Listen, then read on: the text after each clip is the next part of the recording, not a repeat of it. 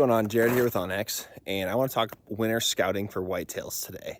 So I really like to choose warm, sunny afternoons to make sure that I'm putting the least amount of pressure on these stressed deer during the winter as I can. So it's pretty temperate out today. It's about 4 o'clock, sun's shining, and I figured it'd be a good time to take a walk. And so here's the things within OnX that I'm really utilizing this time of year. I'm going to utilize the OnX tracker, waypoints, and really public and private land ownership data. And those are the 3 big things that I'm going to cover for you today and how I'm using them.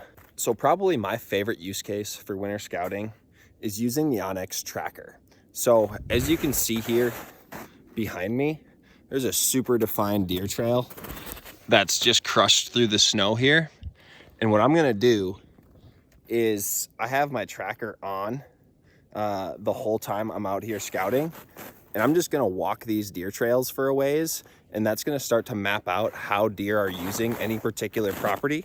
And as you can tell, I'm not far off the private land border, and a lot of times that's where you're gonna find the best habitat on public ground, is really using those borders. So I'm gonna walk this, and then I'll show you what my app starts to look like after I walk some of these deer trails within this little thick area of cover. It's kind of a transition. We have, you know, some softwoods, good thermal cover here, and then it's just thicker, some aspens in here, and then in the fall about 100 yards that way there's a little waterway. So a very clear area of habitat diversity, and that is why the deer are using it. You can see this fence crossing right here, and again, just a deer highway coming off private going onto this public ground. So we're going to keep using our tracker to just walk these trails, and eventually you'll find where the hub of the wheel comes together, where a multitude of trails intersect, and those are great spots to hang a tree stand. So this is a location, as you can see, the deer trails fork here. So I'm going to walk up this right one, and then I'll go back and I'll walk up that left one and see where they go. And as you can see, this one forks yet again. So definitely a lot of deer utilizing this area. So this is an area, you can see this deer trail behind me. There's one coming off here. The fence line is right there. And then there's a 4th deer trail about 20 yards that way. And so this spot is super interesting to me. There's some good trees around for cover. And so just with this amount of deer sign in here as far as travel routes, this is a spot that I'm going to use the OnX Hunt app to mark a waypoint right here. I'm going to label it white. I do all my off-season scouting in white. That way I know, I haven't hunted this area. This is just perspective from winter scouting. And then I'm going to customize that icon into a tree stand. That's what I label all my potential tree stand sites. I'm just going to save that. So you can also add a note to this waypoint. So I'm going to edit it and just name it potential stand. That way, when I look at this waypoint again, when I know exactly what it means, keeps my map organized and helps me remember, 5 months from now, this exact spot that I found. On an absolute highway of a trail on the private land, and then also a trail on the public land here. This is a great intersecting point where deer are clearly moving from public to private and vice versa, as well as along the public edge here.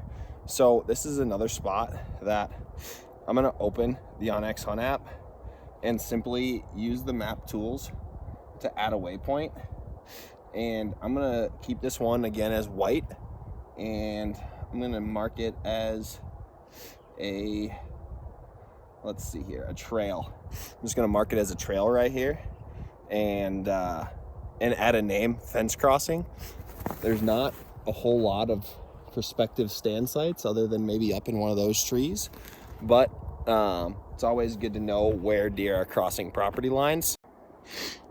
So this area, as you can see, massive deer trail here, one that's there, coming from over there. There's also one going that way. This area is just in a prime example of what I consider a hub of the wheel type of spot. So again, I'm going to drop a waypoint on OnX. noting that, you know, there's 1, 2, 3, 4 major trails come together right here.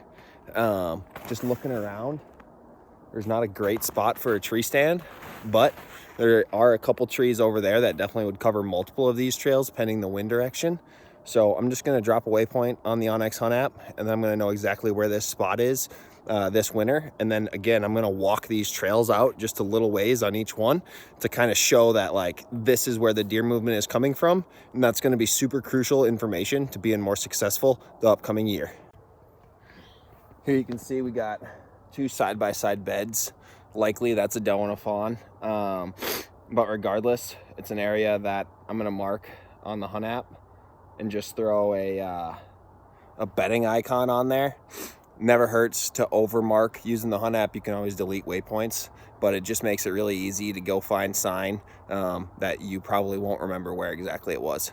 Finding lone beds often is an indicator of it being a buck bed. There's no other beds around this one. He can see 360 degrees from this bedding area. And so with all of these, I'm gonna mark a waypoint. I just used a bedding icon, put likely buck. Do I think this is gonna be a habitual bedding location? Probably not. There's not a lot of great cover, but it is intel nonetheless. And putting boots on the ground this time of year makes this sign super easy to find. Definitely record it, and it'll help you become more efficient in the fall. So this is very clearly, to me, a cluster of just a doe group that bedded here. Hard to say whether it's a habitual area that they use for bedding, but nonetheless, as I've said, I always overmark rather than undermark. So I'm gonna drop a bedding icon here, just name it doe group, done, save. And again, I'm tracking this whole thing, dropping waypoints as I go, and this is really gonna help you build the picture. So as you can see, most of the sign that I've found denoted by the white waypoints are right near the public and private land boundary. And that's a pretty common theme across the country on public ground. Private is going to tend to have better food sources, better habitat for critters, especially in the winter months as they're getting through, you know, cold, stressful periods. And so that's just another really good, easy learning. If you're gonna track and get some winter scouting done, is you can quickly find where the barren pieces of ground are, which is just as important as where the high concentrations of deer sign is. So just another reason that winter scouting is so useful is it can really help you hone in on the spots that you need to spend more time in. So as you can see here, you really utilized our tracker, waypoints, and then public and private land ownership data. So working these edges is where I was able to find the most sign. And then this track, I only had a quick hour, went 2 miles. I'm gonna save that, and I'm just gonna label it Winter Scout. And now I'll be able to use that to hopefully have a more successful fall and tag a buck. Well, that's pretty much gonna wrap up my scout for the day. Using the onX Hunt app, I hope you picked up a trick or two that you can use when you get out there this winter, putting boots on the ground and putting in the work for next fall. If you like this video and you found it useful, please subscribe, like, drop a comment on other topics that you'd like to see us cover. We'd love to help you get the most use out of onX Hunt that you can.